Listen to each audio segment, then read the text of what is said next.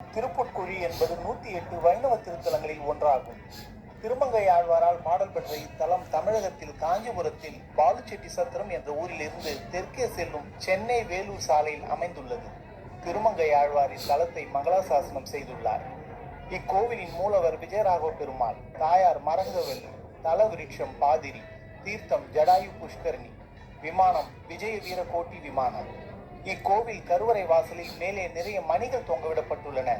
பேச்சு குறைபாடு உள்ள குழந்தைகளின் பெற்றோர் பெருமாளை நினைத்து இங்கு மணி கட்டி வேண்டுவர்.